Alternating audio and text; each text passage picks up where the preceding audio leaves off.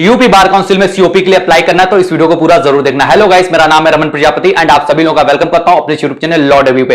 So guys, आज की इस वीडियो में आपके साथ शेयर करने वाला हूं पूरा कंप्लीट प्रोसीजर कि आप यूपी बार काउंसिल में सीओपी के लिए कैसे अप्लाई कर सकते हैं, क्या प्रोसीजर है एंड आपको कैसे फॉर्म फिल करना होगा यूपी बार काउंसिल सीओपी पाने के लिए। साथ ही साथ क्या ड्यूरेशन है, कितने समय में आपको सीओपी मिल जाएगी यूपी बार काउंसिल की तरफ से एंड क्या फीस पड़ने वाली, कैसे डीडी बनने वाली, क्या क्या डिटेल्स आपको फाइंड आउट करने एंड ढेर सारी इंफॉर्मेशन जो आपको चाहिए कंप्लीट डिटेल में ये वीडियो आपको मिलने वाली है। तो चलिए वीडियो को स्टार्ट करते हैं बिना किसी देरी करते हुए। सबसे पहले हमें पता होना चाहिए कि यूपी बार काउंसिल में सीओपी के लिए कौन कौन अप्लाई कर सकता है, कौन कौन एलिजिबल है। तो इसके लिए बस आपको दो क्राइटेरिया फुलफिल करने होते हैं। पहला, आपके पास यूपी बार काउंसिल का एनरोलमेंट होना चाहिए एंड दूसरा, आप एआईबी एग्जाम पास हुए होने चाहिए। तो ये दो चीजें आपके पास होनी चाहिए, तभी आप सीओपी के लिए अप्लाई कर सकते हैं। अब मैं आपको बताऊंगा कि कैसे आप यूपी बार काउंसिल में सीओपी अप्लाई करने के लिए फॉर्म को फिल करेंगे। तो पूरी डिटेल बताने वाला, बहुत ध्यान से वीडियो देखना, स्किप बिल्कुल भी मत करना। तो देखो, सबसे पहले आपको यहां पे क्या करना होगा, आपका जो रजिस्ट्रेशन नंबर हुआ था एनरोलमेंट में, जो आपका एनरोलमेंट नंबर मिला था वो यहां पे आपको फिल आउट करना होगा। साथ ही साथ किस डेट को आपका एनरोलमेंट हुआ तो वो यहां पे आपको डेट मेंशन करनी होगी। साथ ही साथ यहां पे आपको अधिवक्ता का नाम, यहां पे जो आपका नाम है वो यहां पे आपको पूरा कंप्लीट यहां पे लिखना होगा। साथ ही साथ आपके फादर का क्या नाम है, आपके हस्बैंड का क्या नाम है, वो आपको यहां पे मेंशन करना होगा। यहां पे आपको कंप्लीट डिटेल, आपको जो एड्रेस होगा वो डालना होगा, पता आपको पूरा पता डालना होगा। साथ ही साथ यहाँ पे जो जनपद आपका है, डिस्ट्रिक्ट आपको वो यहाँ पे फिल करना होगा एंड जो आपका पिन कोड है ये आपको यहाँ पे डालना होगा। मोबाइल नंबर और ईमेल बहुत ध्यान से आपको भरना होगा। ओके, तो इस चीज को ध्यान रखना, बिल्कुल भी गलती मत करना। साथ ही साथ अब यहां पे अगर मैं आपको बताऊं कि इसके बाद आपको क्या क्या करना है, यहां पे आपको डीडी बनवानी होगी, जो आपकी फी है। ठीक, तो डीडी के लिए हम लोग देख लेते हैं कि डीडी आपको किस तरह से बनवानी है। देखो, यहां पे आपसे कहा जा रहा है कि डीडी की संख्या, सबसे पहले तो हम जान लेते हैं कि कितने रुपए की डीडी हमें बनवानी, फिर बाकी चीजें हम लोग समझते हैं। तो सबसे पहले अगर मैं बताऊं कि आप अगर सामान्य अनपिछड़ा वर्ग यानी जनरल ओबीसी कैटेगरी से आते हैं तो आपको 14,500 की एक डीडी बनवानी होगी। किस नाम से बनवानी होगी?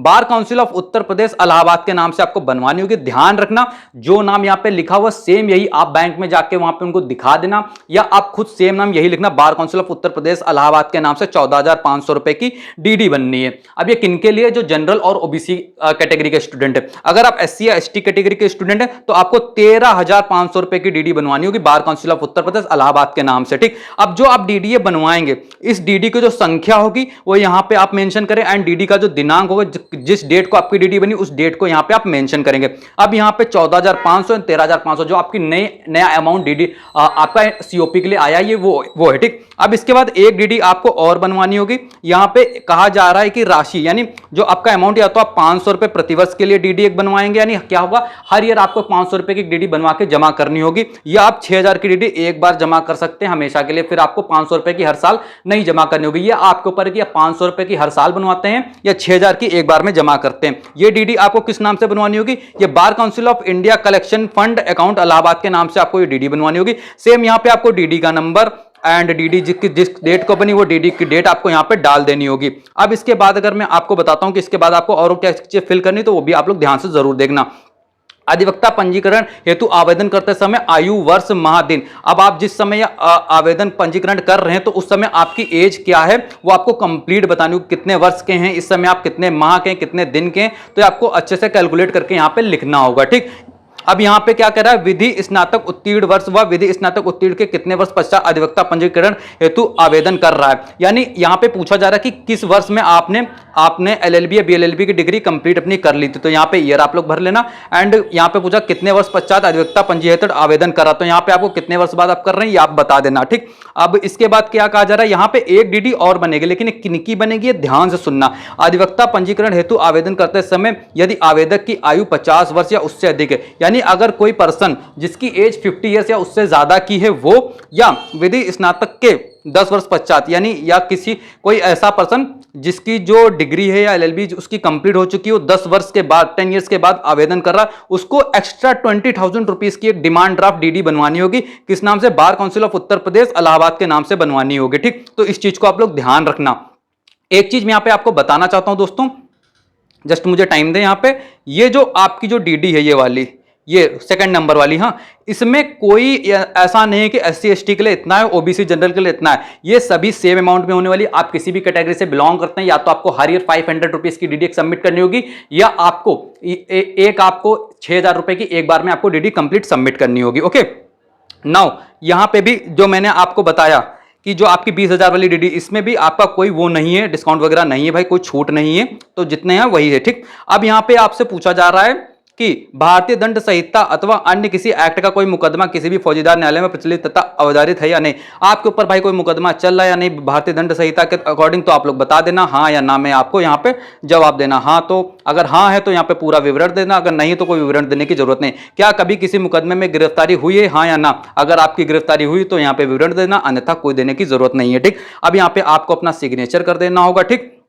अब यहां पे एक चीज आपसे बताई जा रही है कि यहां पे जो भी आप ये जमा करेंगे 2 सेट में आपको जमा करना होगा। ओके, बात करते हैं कि आपको जब यूपी बार काउंसिल में सीओपी के लिए फॉर्म जमा करेंगे तो उसके साथ में आपको कौन कौन से डॉक्यूमेंट को जमा करना होगा। सबसे पहले आपके पास 10th की मार्कशीट होनी चाहिए, 12th की मार्कशीट होनी चाहिए, साथ ही साथ आपने जो अगर ग्रेजुएशन करा है तो उसकी फाइनल ईयर की मार्कशीट, एंड अगर आपने एलएलबी करा है तो उसकी फाइनल ईयर की मार्कशीट, एंड अगर आपने बीएलएलबी करा तो उसकी फाइनल ईयर की मार्कशीट। ध्यान रखना दोस्तों, यहाँ पे फाइनल ईयर की मार्कशीट मांगी जाती है आपको, बट मेरी आपको रिकमेंडेशन रहेगी कि आप जब जाएं तो साथ में सारी मार्कशीट लेके जाएं। ठीक, एंड इसी के साथ में आपका जो इनरोलमेंट सर्टिफिकेट है, वो इनरोलमेंट आईडी कार्ड आपको मिला होगा, वो आपको साथ में लेके जाना है, एंड जो आपका एआईबी का रिजल्ट है वो लेके जाना है। एंड ध्यान रखने वाली बात है कि यहां पे आपको ओरिजिनल सर्टिफिकेट या ओरिजिनल डॉक्यूमेंट सबमिट नहीं करने, फोटोकॉपी सभी की आपको सबमिट करनी, तो इस चीज को आप लोग ध्यान रखना। मैं एक बार फिर रिपीट कर रहा हूं, 10th 12th की मार्कशीट, एंड इसके बाद अगर आपने ग्रेजुएशन प्लस एलएलबी करा तो उनकी फाइनल ईयर की मार्कशीट, अगर आपने ग्रेजुएशन प्लस एलएलबी नहीं करा, डायरेक्ट आपने बीएलएलबी 5 ईयर की कोर्स करी तो उसकी फाइनल ईयर की मार्कशीट,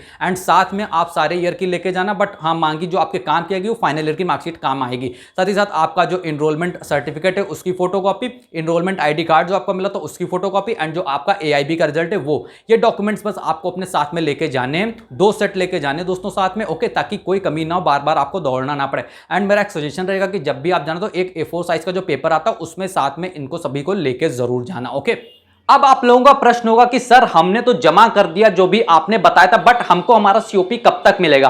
तो इसकी जो ड्यूरेशन है जो आपको सीओपी मिलने की वो है 30 दिन। 30 दिन में आपको आपका सीओपी मिल जाएगा। जैसे ही आप बार काउंसिल में इसको जमा करते हैं जाके, वैसे ही आपको उस दिन से 30 दिन के अंदर आपको आपका सीओपी आपको मिल जाएगा। आई होप गाइस आप सभी के सारे डाउट क्लियर हो गए होंगे। अगर आपके कोई डाउट रह गए तो प्लीज आप लोग कमेंट बॉक्स में जरूर बता देना, मैं उन सभी का रिप्लाई कर दूंगा। बट मेरी आप सभी एडवोकेट से गुजारिश है दोस्तों कि आप लोग अपनी ओपिनियन जरूर बताएं कि ये जो फीस सीओपी के लिए बढ़ाई गई है ये सही है या गलत है। अगर सही है तो क्यों सही है, एंड गलत है तो क्यों गलत है। ये इसलिए मैं आप सभी से कह रहा हूं तो कि मुझे ये जानना है कि जो हमारा जो एडवोकेट वर्ग है, जो एडवोकेट सोसाइटी वो क्या सोच रही इस फैसले को लेके। एक लार्ज ओपिनियन सामने आना जरूरी है दोस्तों कि ये जो फैसला लिया गया ये सही है या गलत है। बाकी आपको अगर ये फॉर्म डाउनलोड करना है सीओपी के लिए तो आप लोग टेलीग्राम चैनल @lawdebut से जुड़ जाइए। वहां मैंने इस फॉर्म को अपलोड कर दिया, वहां पे जाके आप इसका प्रिंटआउट 2 प्रिंटआउट निकलवा जरूर लेना। ओके, क्योंकि 2 प्रिंटआउट आपके जमा होंगे, इस चीज को याद रखना। साथ ही साथ एक चीज मैं आप सभी से रिक्वेस्ट करता हूं, अगर आपको यूपी बार काउंसिल से रिलेटेड, एनरोलमेंट से रिलेटेड, एआईबी एग्जाम से रिलेटेड, जुडिशरी एपीओ एग्जाम से रिलेटेड किसी भी तरह की अपडेट चाहिए हो या आप तैयारी कर रहे हो तो प्लीज इस चैनल लॉ डेब्यूट को सब्सक्राइब जरूर कर लें। आपको सारी अपडेट टाइम टू टाइम मिल जाएगी। एंड आपके कोई भी डाउट होंगे मैं आपके साथ हूं दोस्तों। Social media platform Instagram, Facebook, YouTube, जहां भी आप चाहें मुझसे क्वेश्चंस कर सकते हैं। चलिए वीडियो को देखने के लिए बहुत बहुत धन्यवाद। आप सभी का दिन शुभ हो। आप सभी लोगों के लिए best of luck for your career.